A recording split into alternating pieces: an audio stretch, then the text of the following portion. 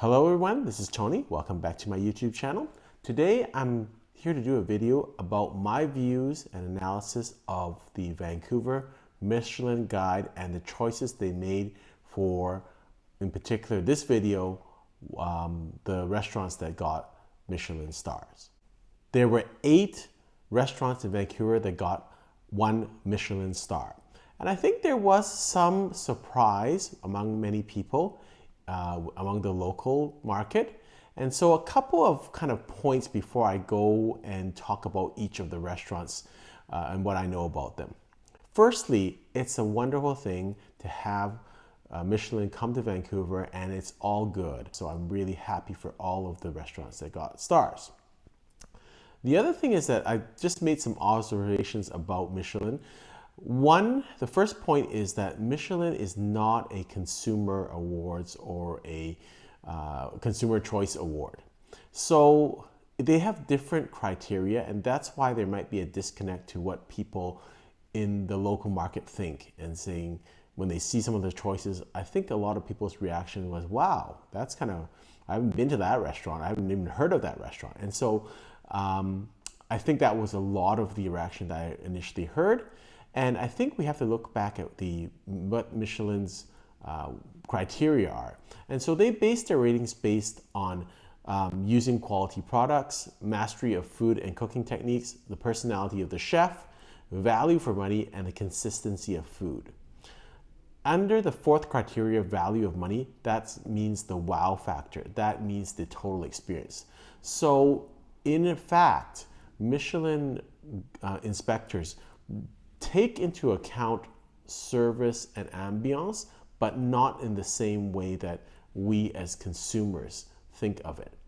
So an example is that for service, they care about only service that pertains to the quality of the food. Example is that they would care about how quickly a food comes from the pass in the kitchen to your table. Because if it's slow, if that service is slow, then of course the food quality will suffer because it's going to get cold.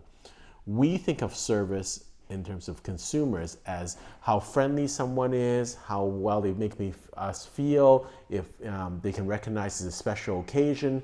So that's a little bit different type of service. Likewise with ambiance, Michelin is considering how the ambiance of the restaurant kind of equates with the food and also the personality of the chef. Whereas we as consumers look at ambiance as how it makes us feel. Do we feel comfortable? Does it wow us? And so it's a little bit different, the criteria, and that's why there perhaps is a disconnect between what the local market would think is great restaurants and what Michelin has given stars to. Couple of other things I noticed, 3 in particular. The first is that most of the restaurants that were chosen to have stars were not in the downtown core. And so that is kind of maybe difficult for visitors to Vancouver, because a lot of them do live in the downtown core and then they have to travel out to restaurants. So that was a little peculiar in terms of they didn't have that. The second thing I noticed that there was a emphasis on restaurants that had what they call fixed price or tasting menus. That is a set menu of things. And if you look at the restaurants, I think of the 8 that got stars, 1, 2, 3, 4, 5, 5 of them are exclusively tasting menus. That means there's a set menu. And then I think 2 of them offer omakase or set tasting menu. So that was quite an emphasis. Now that may be great for foodies, but for local people like myself, I don't really want to have that option. Like for instance, on a weeknight when I'm working, I'm not sure I want to spend 3 hours or 4 hours at a tasting menu dinner. For visitors, for tourists, that's fine. But for locals, that won't happen. So consequently, a lot of these restaurants might be touristy in terms of you'll probably have a lot of people that are chasing Michelin stars that are coming to Vancouver. The third point I wanted to make is, or I noticed, was that there was a more of an emphasis on restaurants that were quite new. I was quite surprised about this because one of the criteria that Michelin judges on is consistency of food. And consistency would mean many, many years, not just a couple of years. But many of the restaurants that Michelin chose, either with stars, with bib, and also to be listed, are very new restaurants in the local market.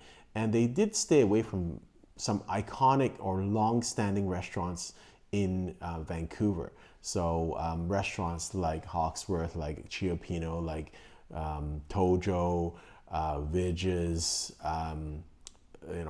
Boulevard.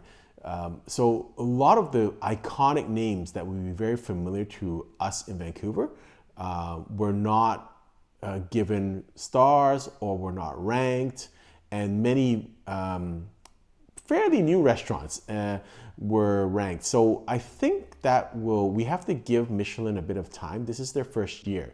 So for them, consistency might mean 3 months, whereas for a local who has lived here our whole lives, consistency would mean 15, 20 years. And so I don't think they have that. I think we have to give a bit of a break to the Michelin guide.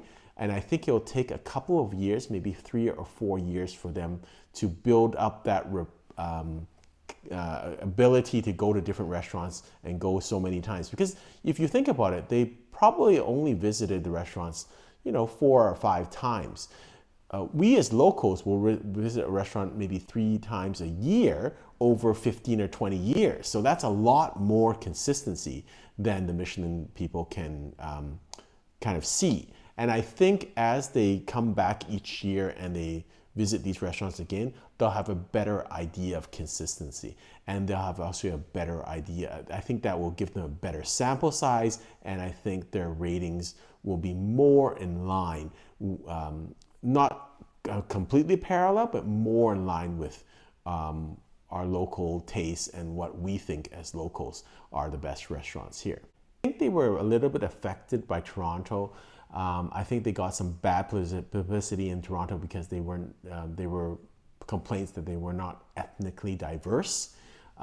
So I think they try to make up for it here in Vancouver, but again, I don't think they got the concept quite correct. Because they went to, for instance, they went to restaurants in Chinatown. But just because a restaurant is in Chinatown doesn't mean it's ethnically diverse. So, for instance, they picked a restaurant called Barbara in Chinatown, but it's an Italian restaurant, so that's not diverse. So I think they got that idea a little bit not quite in sync yet. So it'll take them a while to understand the local market, and I'm quite sure that within 3 or 4 years they'll get that right. I really hope so. And the danger if they don't get it right is that then they become kind of not influential anymore in the market. Because if local consumers, and we've been here all our lives, believe that we know what the best restaurants are, and they're not in line with what Michelin thinks, I think there should be some variation. But if it's quite a bit of variation, that's in a way quite insulting to the local market. That basically is saying to us, hey, you guys don't know what you're talking about. You guys that have been eating here all your lives don't actually know what good food is about. And we, Michelin, know what it's about. And and that would just rub locals the wrong way. We'll just go to the restaurants we like. We'll let the tourists go to the restaurants Michelin recommends, and ultimately those restaurants will probably fail because it is the local market that drives restaurant business. So I think there's a danger if Michelin doesn't kind of take into account more the local market.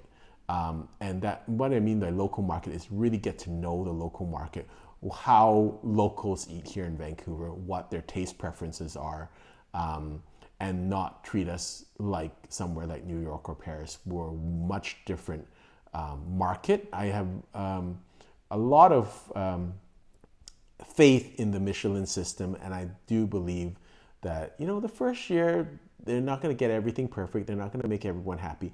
But I think as we get to year 3 and 4, I think their rating system will be much more in line with what our local market thinks in terms of the restaurants and the quality of restaurants. Let's talk about each of the Michelin star restaurants that got a star here in Vancouver. And again, I'm happy for all of them. It's a wonderful thing. I wish we had more stars, but I was right with my prediction. I predicted between 6 and 10 stars. I thought about 8. I got the restaurants wrong, but I got the number right. And so let's go through them. So the first one is AnnaLena. It's on West 1st. I have been there, but I have not done a review on this channel. I've been there for years. And in fact, I think when I was there, it was still doing a regular menu. Now they're doing a tasting menu, which is probably one of the factors that made them preferred by Michelin. And so I hope that doesn't start a trend here, and I hope restaurants continue to offer a la carte. Second restaurant is a restaurant in Chinatown called Barbara. And so it's a chef called Patrick Hennessy. He worked at 11 Madison Park. Honestly, I've never heard of this restaurant. It's very small, and I'm sure he's a great chef. It's about, I think it's like 14 seats.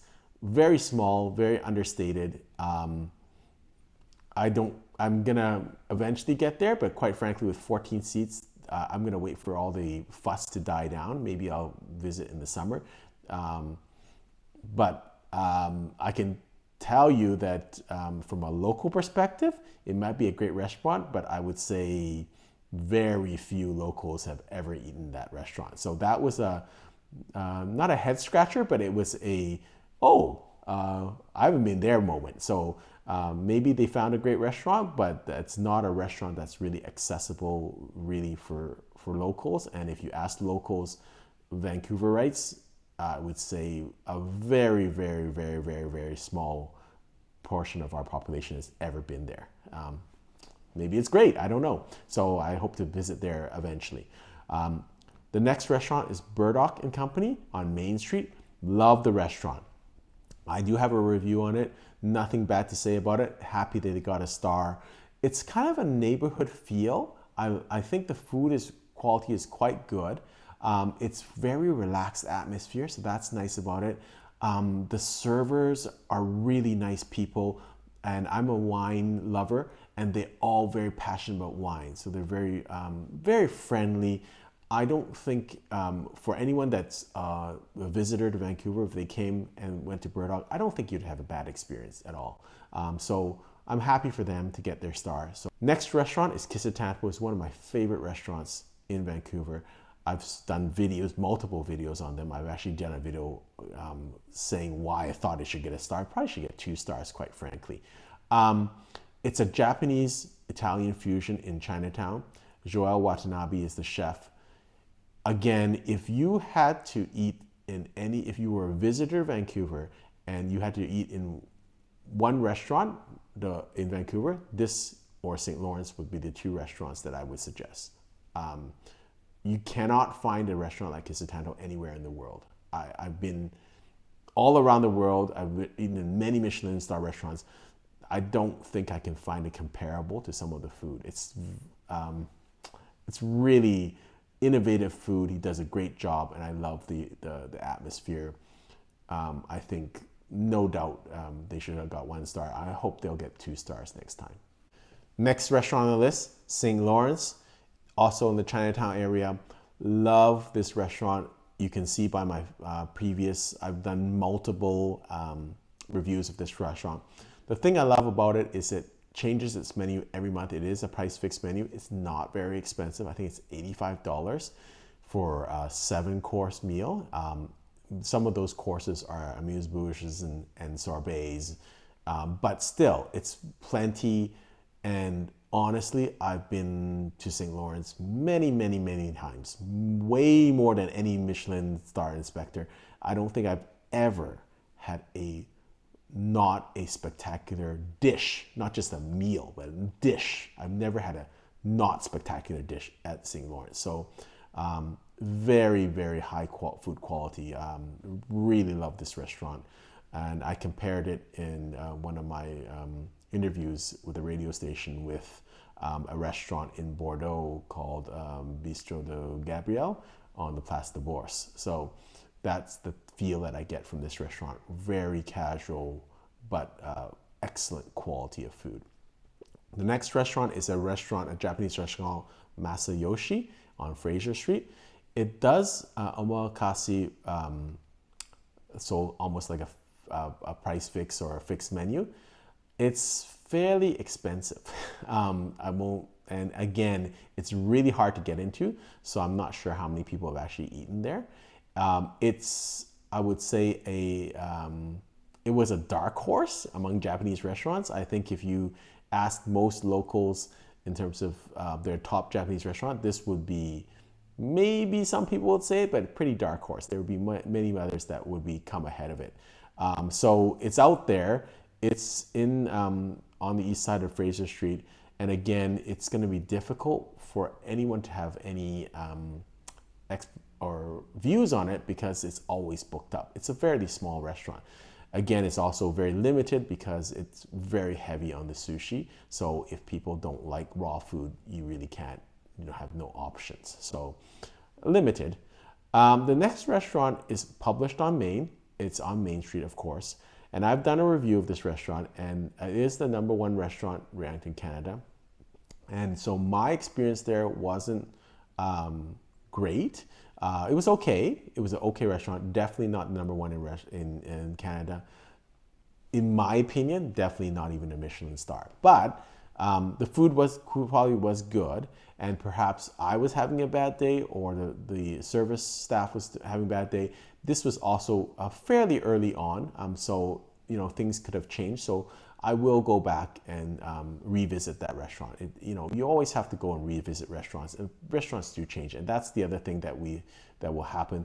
Michelin will have another year next year to go through restaurants, and much more time, and they can revisit these restaurants and have more visits and have a much more bigger portfolio of reviews and sittings to kind of judge the restaurants from. So that would be much better for that. And the last Michelin restaurant with a star is QuanJeDe Beijing Duck House. It's on West 12th. They spent a ton of money on renovations, and so it's very impressive in terms of the decor. I think it comes from a China chain, of course, serving Beijing duck. But again, this is fairly pricey. I think the duck is like $180. It's quite pricey. My personal opinion is that most others would find restaurants like Mott 32 or Chang'an, which I love, and you'll see most locals there, and this might just be for tourists. Again, I was there when it first opened, and so maybe it's time for me to go back, but my recollection when I went was the service standard wasn't that great. It was okay. It was kind of pretentious. Great for tourists, and the duck was okay. That's kind of my impression, but again, it could be that it was just opening, and again, it's time to go back to that restaurant again. So those are kind of my views of the one-star Michelin restaurants. Again, it's all personal. I have to say that everyone has their own personal experience, doesn't mean anything. And secondly, again, the criteria that Michelin uses is different than a consumer. And we, generally speaking, as a consumer or a foodie, I care more about the overall experience, how good a time I have after I pay this, whatever I pay to have dinner, and do I feel satisfied? Whereas Michelin looks at basically the quality of the food, and they look at the service and ambience in a different light, not the same way that a normal consumer would look at it. Hope this has been helpful. I'm sure it's going to raise a lot of discussion points, and watch out for my upcoming videos where I'll go through all the Bib Gourmand restaurants that were rated, and then also all the other restaurants that were listed in the Michelin Guide for Vancouver. Until next time, happy eating.